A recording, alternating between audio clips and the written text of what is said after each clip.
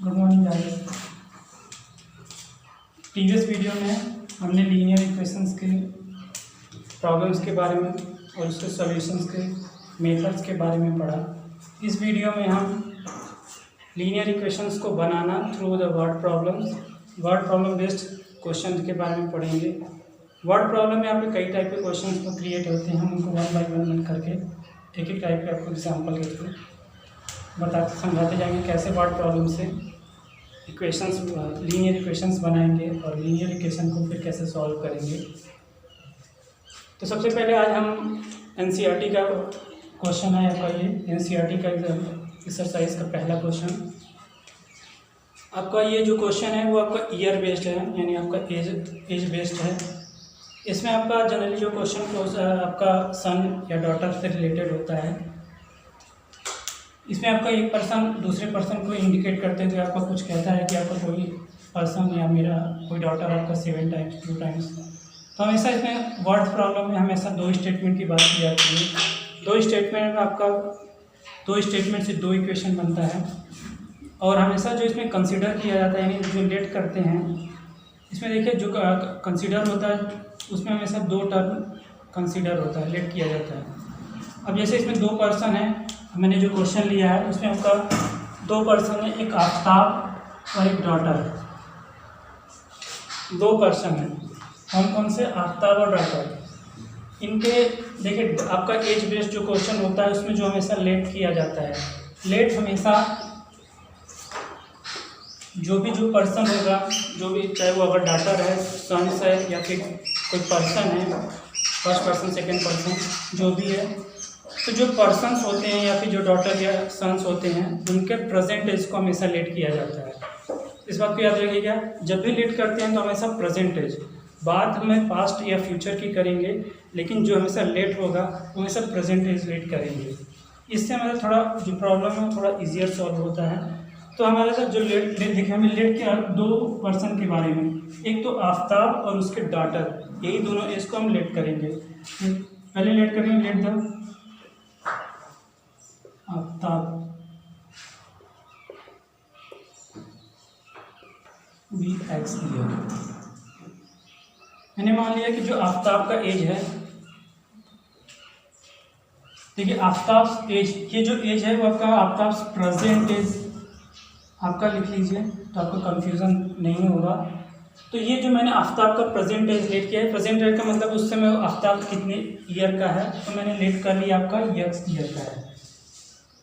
अब ऐसे ही आपका जो इसमें दूसरा पर्सन होगा, चाहे वो सन हो, डॉटर हो या फिर अदर कोई पर्सन, थर्ड पर्सन हो, तो अब उसका लेट करेंगे इस डॉटर से। अब यहाँ पे डॉटर है तो फिर डॉटर का और डॉटर है,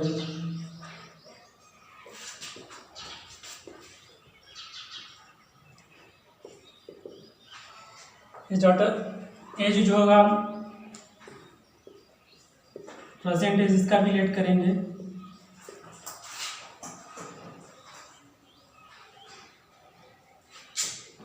अब प्रेजेंट एज जो लेस करेंगे इसका प्रेजेंट एज हमेशा वाई ईयर, एक का एक्स ईयर और सेकेंड का हमेशा वाई ईयर लेट करते हैं।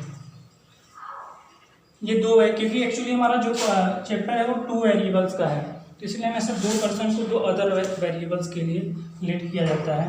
तो हमने आफ्ताब का प्रेजेंट एज लेट कर लिया एक्स, और आपका डॉटर्स का प्रेजेंट एज लेट कर लिया वाई ईयर्स। नाउ गाइस, इतना था।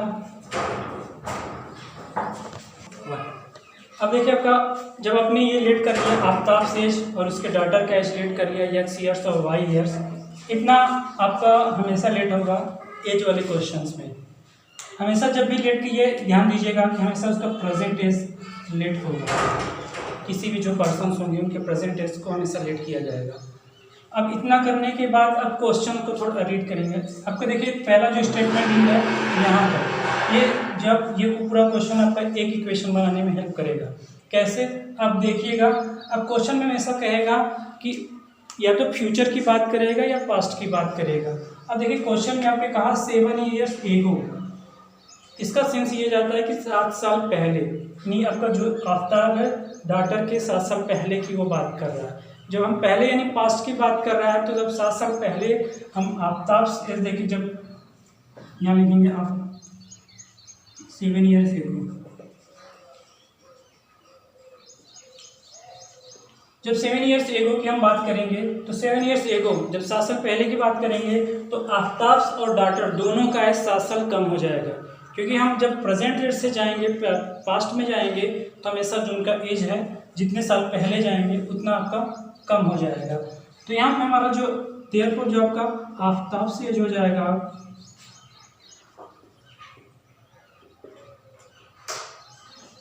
देखिए आपको उसका प्रेजेंट एज यक्स था, अब 7 ईयर्स एगो जा रहा है इसमें माइनस कर देंगे। तो याद रखिएगा जब भी आप पास्ट में जाएंगे यानी पहले जाएंगे प्रेजेंट एज से बिफोर जाएंगे, एक क्वेश्चन में कभी कभी आपका 7 ईयर एगो कह देगा या फिर पास्ट आपका बिफोर भी कह देता है। तो अगर बिफोर जा रहे हैं तो एगो जा रहे हैं तो हमेशा उसके लिए आपको माइनस करेंगे, पास्ट में जब भी जाएंगे तो हमेशा माइनस करेंगे। और एक और बात इसमें आपको याद रखने वाली बात है कि दोनों मतलब जो दो पर्सन्स होंगे, जैसे इसमें आफ्ताब और डॉटर है या फिर अदर कोई दो अदर पर्सन, जितने भी दोनों पर्सन्स होंगे उन दोनों का एज आपका उतने टाइम्स माइनस हो जाएगा जितने टाइम्स हम पहले की बात कर रहे हैं। तो आफ्ताब से एज हो गया और डॉटर से भी आपका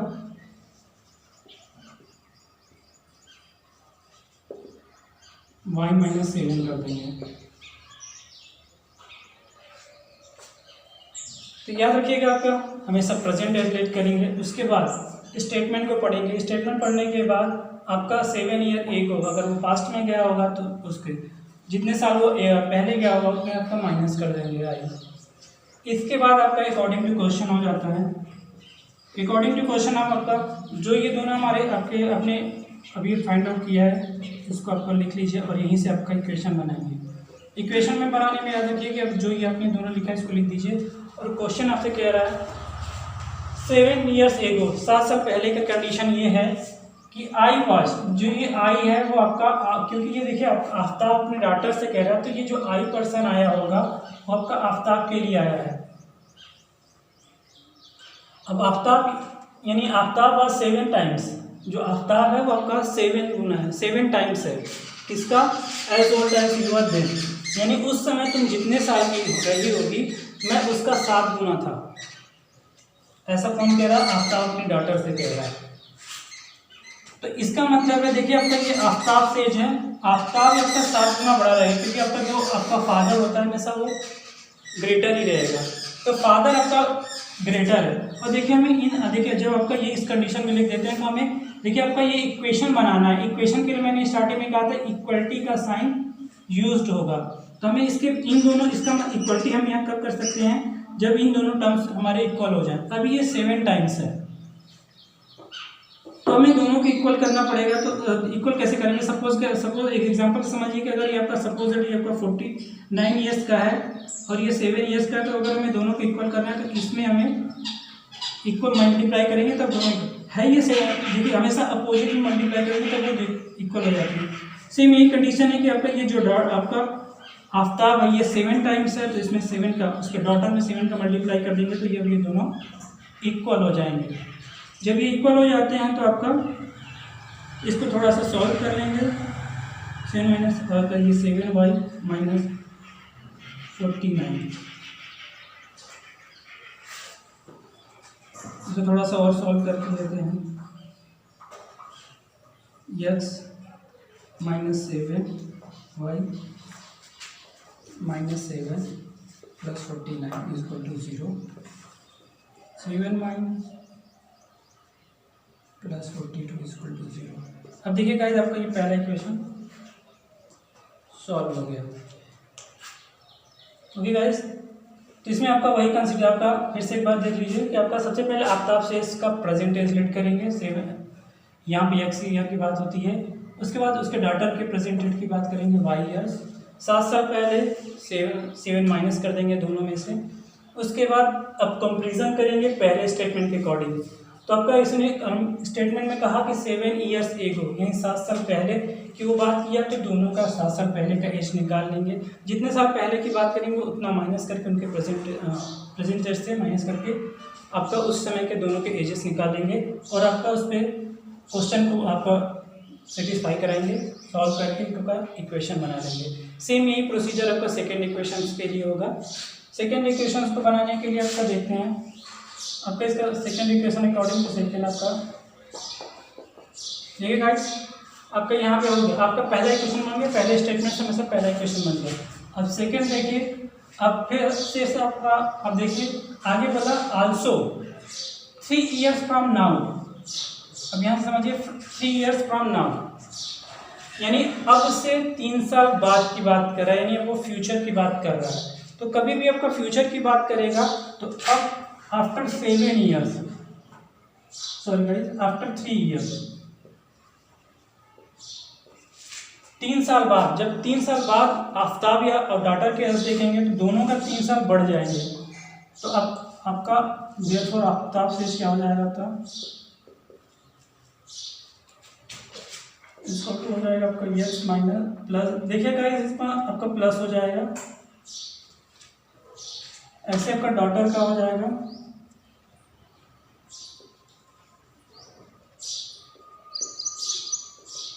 y प्लस 3, ये भी आपका 3 साल इसमें प्लस हो जाएगा। तो याद रखिएगा, आपका जब भी पास्ट में 7 ईयर एगो की बात करेंगे तो उसमें उस केस में माइनस होता है, और आपका फ्यूचर में कभी भी आपका एज की देखते हैं तो उस केस में आपका प्लस होता है। अब आपका आफ्ताब से x प्लस 3 और डाटा से एज हो गया। अब आपका आगे का स्टेटमेंट देखते हैं, उसमें फिर से आफ्ताब अपनी डाटा से कहता है, अब आफ्ताब फिर से कहता है, देखिए I shall be 3 times, I shall be 3 times, यानी मैं 3 गुना होऊंगा as old as you will be, उस समय तुम जितने साल की होगी उस समय मैं 3 गुना होगा। तो देखिए फिर से ऐसे जैसे इसमें क्वेश्चन आपका बना हुआ है, x प्लस 3 लिख दीजिए और y प्लस 3, अब इनको सेटिस्फाई कराइए अकॉर्डिंग टू क्वेश्चन। अब देखिए ये आफ्ताब से एज है और ये उसके डाटा का एज है, तो आफ्ताब जो है वो 3 times ग्रेटर है, ये 3 times ग्रेटर है। अगर इसमें 3 का इसमें मल्टीप्लाई करते हैं तो दोनों इक्वल हो जाएंगे। ओके गाइस, तो इस बात को याद रखिएगा, डॉट इसमें एज बेस्ड क्वेश्चन में आपका इसी तरह से होता है। इसको सॉल्व कर लेंगे, x plus 3 equal to 3y plus 9, x minus 3y plus 3 minus 9 equal to 0, x minus 3y minus 6 equal to 0। आपका देखिए गाइस ये सेकेंड इक्वेशन क्रिएट हो गया, बन गया आपका। देखिए आपका पहला इक्वेशन ये होगा और आपका ये सेकेंड इक्वेशन हो गया। इन दोनों इक्वेशंस को हम आपने पीछे जो मेथड पढ़ा है उस मेथड में किसी एक मेथड से आपका सॉल्व कर लेंगे। क्वेश्चन में आपने ग्राफिकली मेथड भी बोला है, अलजेब्रिकली। देखिए अलजेब्रिकल मेथड में आपका 3 मेथड पढ़ा है, सब्स्टिट्यूशन, एलिमिनेशन और आपका क्रॉस मल्टीप्लिकेशन। तो किसी भी मेथड से आप सॉल्व करिए, आपका इसमें आपका इन दोनों इक्वेशन को सॉल्व करने के बाद आपको x की वैल्यू मिलेगी और y की वैल्यू मिलेगी। अब इसको ग्राफिकली भी सॉल्व करके देखेंगे, दोनों से वैल्यू सेम आएगा। देखिए गाइस इसको मैंने सॉल्व किया है। देखिए गाइस अब आपके ये 2 इक्वेशंस बन गए। देखिए क्वेश्चन में आपको ओनली कहा था रिप्रेजेंट करने के लिए, आपको रिप्रेजेंटेशन में ग्राफिकली आपसे कहा था और आपका अलजेब्रिकली कहा था। देखिए अलजेब्रिकली आपने ये रिप्रेजेंट कर दिया है इन दोनों इक्वेशंस को। अब इनको ग्राफ पे बनाना, आपने प्रीवियस वीडियो में आपने, अगर आपको प्रॉब्लम है कि ग्राफिकली रिप्रेजेंट करना तो आप प्रीवियस वीडियो के लिए इसके लिए देख सकते हैं कि कैसे आपका इसका ग्राफिकली बनेगा। देखिए गाइस तो ये आपका अलजेब्रिकली सॉल्व हो चुका है। ग्राफिकली के लिए आप ग्राफ, जैसे मैंने बताया कि ग्राफिकली इसको इस 2 इक्वेशंस बना के आपका बन गया, उसके बाद इसका आपका बॉक्सेस बना के इन दोनों के लिए अब इसको ग्राफ पे प्लॉट कर लीजिए, आपका उसका ग्राफिकली आपका रिप्रेजेंटेशन हो जाएगा। अगर इस इक्वेशन को आप सॉल्व करना चाहते हैं अलजेब्रिकली, यानी आपका एलिमिनेशन, सब्स्टिट्यूशन या आपका क्रॉस मल्टीप्लिकेशन मेथड से, तो इसका जो सॉल्यूशन आएगा वो मैं आपको बता दे रहा हूँ, आप सॉल्व करके देख सकते हैं कि आपका जो आफ्ताब से जाएगा वो आपका 42, यानी x की जो वैल्यू आएगी वो आपको 42। देखिए आपने x जिसको लेट किया हुआ वो आपका आफ्ताब प्रेजेंट है, यानी प्रेजेंट टाइम अभी क्वेश्चन के अकॉर्डिंग जो आफ्ताब से का एज है वो 42 ईयर्स है और आपका जो उसकी डॉटर का एज है वो 12 ईयर्स है। यानी इस समय जो अगर प्रेजेंट एज की बात करेंगे आपका 42 ईयर्स आपका आफ्ताब 42 ईयर्स, आपका उसका डाटर जो उसकी जो डाटर है वो 12 ईयर्स की है। तो इस तरह से आपका वर्ड प्रॉब्लम अगर एज बेस्ड होता है तो इस तरह से सॉल्व होता है। तो एक बार फिर से जल्दी से समझ लीजिए कि एज बेस्ड जो प्रॉब्लम्स होते हैं उसमें सबसे पहले जो कंसीडर किया जाता है, लेट किया जाता है, उसमें हमेशा प्रेजेंट एज को ही लेट करना होता है। बात क्वेश्चन में आपसे पास्ट और फ्यूचर की करेगा, और क्वेश्चन में आपसे जनरली जो पूछता है वो हमेशा प्रेजेंट एज पूछता है कि present find the present age of Aftab या प्रेजेंट डॉटर्स। तो क्वेश्चन आपसे पूछेगा, जो क्वेश्चन आपसे आस्किंग होता है वो आपको प्रेजेंट एज पूछता है। इसलिए हमेशा जो लेट करते हैं, लेट क्वेश्चन में आपसे स्टेटमेंट किसी भी पास्ट में चाहे फ्यूचर में जो लेट होता है, जो कंसीडर करते हैं, जो आपका कंसीडर करते हैं वो आपको प्रेजेंट एज ही लेट करते हैं। इस बात को याद रखिएगा। एक को हमेशा यक्स और दूसरे को अदर वेरिएबल यानी वाई या एस टी, जो भी आपका अदर वेरिएबल यूज करना चाहे, दोनों वेरिएबल। उसके बाद एक स्टेटमेंट से एक आपका इक्वेशन बनेगा और दूसरा जो स्टेटमेंट होगा दूसरा हेल्प करेगा। अब जब पास्ट एज का स्टेटमेंट देख रहे होंगे तो आपका जो एज हो प्रेजेंट एज में से उतने जितने साल पहले की बात कर रहे होंगे, बिफोर की बात कर रहे होंगे, ईगो की बात कर रहे उतने आपका साल में ईयर्स को माइनस कर दिया करेंगे और तब आपका सिचुएशन बनाएंगे। उसके बाद आपका अगर हम फ्यूचर की बात कर रहे होंगे तो फ्यूचर की जब बात करते हैं तो आपका फ्यूचर के लिए आपका क्या है कि फ्यूचर में के लिए आपका जितने साल फ्यूचर की बात करेंगे, जितने आगे की बात करेंगे, प्रेजेंट एज में उतना ऐड हो जाता है। देखिए अगर आपको एगो और बिफोर में प्रॉब्लम है तो स्टेटमेंट पे अगर वाज वर्ड यूज किया तो इसका मतलब वो पास्ट एज की बात कर रहा है। अगर शैल बी या विल बी की बात करेगा तो डेफिनेटली वो फ्यूचर की बात करेगा। अगर आपको गाइस कंफ्यूजन होता है तो यहाँ से आपका ये हेल्पिंग वर्ब से भी आप देख सकते हैं कि ये पास्ट की बात कर रहा है कि फ्यूचर की बात कर रहा है। इस तरह से आप आपका दो स्टेटमेंट दो इक्वेशन बना के इनको सॉल्व कर सकते हैं और आपको फाइंड कर किसी भी मेथड से इसको फाइंड आउट कर सकते हैं। नाउ गाइस, अभी आपने देखा जो वर्ड प्रॉब्लम था वो बेस्ड ऑन एज था। अब जो वर्ड प्रॉब्लम है मैंने लिया है, ये भी एनसीईआरटी का ही वर्ड प्रॉब्लम है। अब जो वर्ड प्रॉब्लम है वो आपका एरिया बेस्ड है। एरिया बेस्ड सेंस आपका है कि आपका कोई पर्टिकुलर एरिया यानी रेक्टेंगुलर कोई एरिया हो गया, चाहे स्क्वायर एरिया है, तो उस पर अगर कोई क्वेश्चन आता है, वर्ड प्रॉब्लम आता है, तो कैसे उसको सॉल्व करेंगे। देखिए वर्ड आपका एरिया बेस्ड अगर कोई क्वेश्चन आता है तो हमेशा उसमें डायमेंशंस की बात करता है। डायमेंशन इन द सेंस आपका जब भी आपका एरिया की बात करेंगे तो आपने प्रीवियस क्लासेस में आपने पढ़ा है या प्रीवियस चैप्टर में आपने पढ़ा है कि आपका जो डायमेंशन होता है एरिया में हमेशा टू डायमेंशन होता है, दो डायमेंशन की बात की जाती है। आपका एक डायमेंशन आपका लेंथ होता है, दूसरा डायमेंशन आपका ब्रेड्थ होता है। तो हमेशा एरिया में टू डायमेंशन आपके होते हैं। लेंथ को मैं एल से रिप्रेजेंट कर दूंगा और ब्रेड्थ को सपोज मैंने बी से रिप्रेजेंट किया है। अब देखिए गाइस, अगर आपका एरिया बेस्ड क्वेश्चन आता है तो एरिया बेस्ड क्वेश्चन में हमेशा जो कंसीडर होता है वो उनके डायमेंशंस कंसीडर्स होते हैं। यानी हमारा जो लेट होगा वो डायमेंशन यानी लेंथ और ब्रेड्थ को कंसीडर करेंगे, लेट कर लेंगे। लेट द लेंथ ऑफ, अब देखिए इसमें गार्डन की बात की, रेक्टेंगुलर गार्डन की बात की है, लेंथ ऑफ गार्डन बी। अब गार्डन का जो लेंथ है वो मैंने एक्स लेट किया है, एक्स मीटर। देखिएगा ये मीटर में है तो इसका मतलब इसको मीटर में होगा, x metre.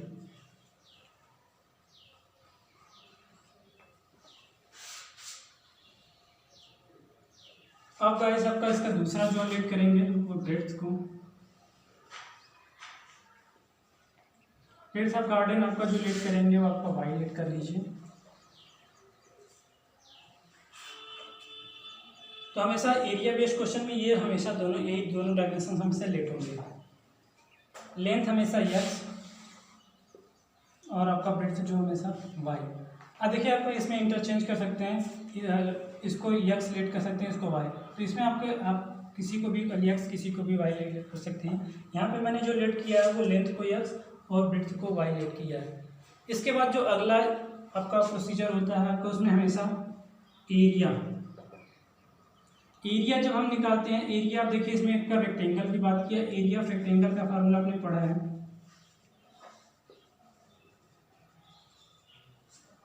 Area of rectangle का फार्मूला आपका होता है L into B, length into breadth, अपनी प्रीवियस क्लास में पढ़ा है। अब देखिए अपनी एक्स लेंथ को एक्स लेट किया, ब्रेथ को जो लेट किया है वो आपका वाई, यानी एक्स इंटू वाई का जो आपका एरिया आ गया एक्स वाई। अब ये देखिए मीटर में तो आपका ये मीटर स्क्वायर हो जाएगा, ये स्क्वायर मीटर, ये एरिया हो गया। ओके गाइस,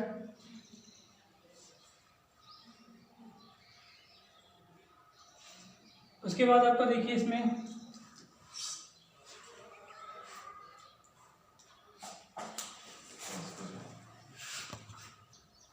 देखिए गाइस, अगर क्वेश्चन में एरिया ऑफ रेक्टेंगल पूछेगा तो ये कैलकुलेट होगा। अगर कहीं किसी पार्ट में क्वेश्चन में कहीं एरिया की बात करेगा तो हमेशा लेंथ इंटू ब्रेथ, और लेंथ आपने जो एक्स और वाई लेट किया होगा उसका इंटू करके उसका एरिया कैलकुलेट कर लेंगे। देखिए लेकिन हमारा जो क्वेश्चन है उसमें आपका पेरीमीटर की बात किया है, तो आपका ये यूज इस क्वेश्चन में नहीं होगा, क्योंकि क्वेश्चन में आपसे पेरीमीटर की बात किया है, तो ये आपका उस क्वेश्चन में यूज होगा। देखिए क्वेश्चन में कभी कभी पेरीमीटर की बात करता है, कभी कभी एरिया की बात करता है, तो ये मैं आपको एक जनरल टर्म बता दे रहा हूँ कि हमेशा लेंथ और ब्रेथ लेट करेंगे। उसके बाद जो लेट होगा क्वेश्चन में अगर एरिया की बात करेगा तो एरिया वाला इस तरह से प्रोसीजर होगा। अगर पेरीमीटर लेट करेंगे तब उस स्टेप में ये नहीं करेंगे, उस स्टेप में आपका ये स्टेप आएगा जो इस क्वेश्चन, जैसे आपने पेरीमीटर की बात किया तो कैलकुलेट करेंगे पेरीमीटर ऑफ रेक्टेंगल। देखिए पेरीमीटर ऑफ रेक्टेंगल के अपने फार्मूला प्रीवियस क्लासेस में पढ़ा, 2 ब्रैकेट में लेंथ प्लस ब्रेथ, ये फार्मूला होता है ना। अब देखिए आपका 2 ब्रैकेट में आपका लेंथ एक्स प्लस वाई, ये आपका एरिया होगा इतना मीटर। ओके गाइस, तो यहाँ पे पेरीमीटर आ गया।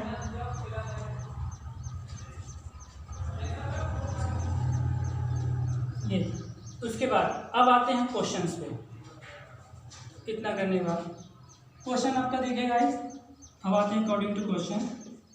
पहला देखिए इसमें भी आपका 2 स्टेटमेंट्स होगा, दोनों स्टेटमेंट से 2 इक्वेशन बनेंगे, दोनों स्टेटमेंट से एक इक्वेशन आपका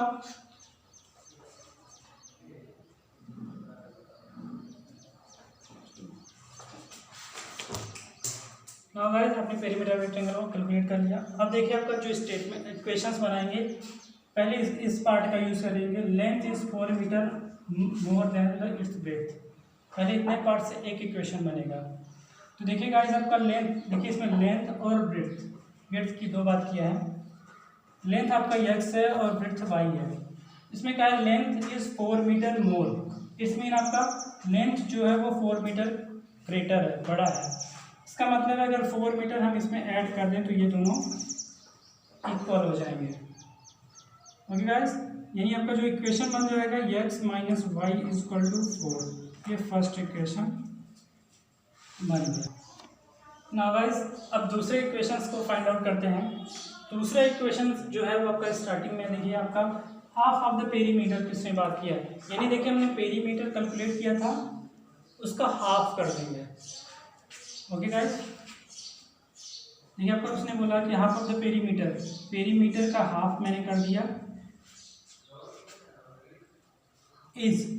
अब देखिए पेरीमीटर ऑफ इतना, उसके बाद देखिए इस स्टेटमेंट का आपने यूज कर लिया तो यहाँ से नहीं देखेंगे इज 36 मीटर। इसका मतलब है पेरीमीटर का अगर हम हाफ करते हैं तो वो आपका 36 के बराबर आ जाता है। ओके गाइस, इसका मतलब है 2 को अगर हम ट्रांसफर कर दें तो पेरीमीटर इक्वल टू हो जाएगा 2 × 36। अब P का सेंस आपका ये पेरीमीटर है, पेरीमीटर की वैल्यू आपने कैलकुलेट की होगी, बनाया होगा। अब उसकी वैल्यू पेस्ट कर दीजिए, 2 + x + y = 2 × 36। अभी 2 कैंसिल आउट कर दीजिए, x + y = आ जाएगा आपका, सॉरी गाइस यहाँ पे 0 नहीं रहेगा, 36। आपका ये सेकेंड इक्वेशन बन गया। फिर से समझ लीजिए आपका सेकेंड इक्वेशन कैसे बनेगा। देखिए आपसे क्वेश्चन बोला half of the perimeter of rectangle, यानी रेक्टेंगल का जो पेरीमीटर है उसका आधा। देखिए पेरीमीटर को मैंने P से रिप्रेजेंट किया, उसका हाफ यानी डिवाइडेड बाई 2 कर दिया, इज 36 मीटर। बाकी स्टेटमेंट मैंने यूज़ नहीं किया क्योंकि उस इक्वेशन को ऑलरेडी मैंने पहले इक्वेशन में यूज़ कर लिया है। तो सेकेंड इक्वेशन जो है आपका वो आपका उसके यहाँ पे यूज होगा half of the perimeter, perimeter को मैंने हाफ किया, इज 36 36 के इक्वल कर दिया। अब इस देखिए पेरीमीटर की वैल्यू आपने इस यहाँ पे ऊपर फाइंड आउट किया हुआ था, उसका मैंने यूज कर लिया। उसके बाद आपने बाकी सॉल्यूशन कर लिया, आपका सेकेंड इक्वेशन फाइंड आउट हो गया। तो इस तरह से आपका दो इक्वेशन बन गए, x - y = 4 और सेकेंड इक्वेशन हो गया x + y = 36। हमारे पास दो इक्वेशन हो गए। अब इन दोनों इक्वेशंस को हम सॉल्व कर सकते हैं बाई अलजेब्रिकली, चाहे आपका मैथमेटिक आपका ग्राफिकली, किसी भी मेथड से आपको सॉल्व करके इनके दोनों डायमेंशंस फाइंड आउट कर सकते हैं गाइस। ना गाइस ये दोनों इक्वेशन को मैंने सॉल्व किया रिलेशन मेथड से, एक मेथड से, और उसके इक्वेशन को मैंने सॉल्व करने के बाद जो x की वैल्यू फाइंड आउट हुई, आपका x की वैल्यू आपकी हुई 20 और y की जो वैल्यू आई वो आपका 16। इट्स मीन आपकी जो x को क्या रिप्रेजेंट कर रहा था, देखिए आपका x आपका लेंथ, यानी लेंथ आ गया गार्डन का, लेंथ ऑफ जो गार्डन हो गया। लास्ट में आपका स्टेटमेंट जरूर लिख दिया करिए, मतलब आपको जो आंसर आएगा उसको मेंशन जरूर कर दीजिए। एक्स वाई अगर आपको वर्ड बेस्ड प्रॉब्लम है तो एक्स क्या किस चीज़ की वैल्यू उसको लिख दिया करिए, और वाई किसकी वैल्यू उसको भी रिप्रेजेंट कर दिया। यानी आपका लेंथ आपका 20 मीटर हो गया, आपका जो विड्थ होगा आपका गार्डन का, विड्थ ऑफ जो गार्डन होगा आपका 16 मीटर का हो गया। ये आपका आंसर्स हो जाते हैं। इस तरह से आपका वर्ड प्रॉब्लम में कभी भी आपका क्वेश्चन सॉल्व करेंगे तो लास्ट में आपका आंसर, लास्ट में एक्स और वाई जो आपके दोनों वेरिएबल उनकी आंसर जरूर मेंशन कर दिया करेंगे कि एक्स की आपने क्या उसको लीड किया था उसको, और वाई को दोनों लिख के उसका आंसर लिख दिया करेंगे। तो ये अच्छा रहता है। ओके गाइस, तो आपने आज इस वीडियो में दो टॉपिक्स पे क्वेश्चन बेस्ड पढ़े। पहला जो आपका बेस्ड था वो आपका एज बेस्ड प्रॉब्लम था, दूसरा जो था वो आपका एरिया बेस्ड था।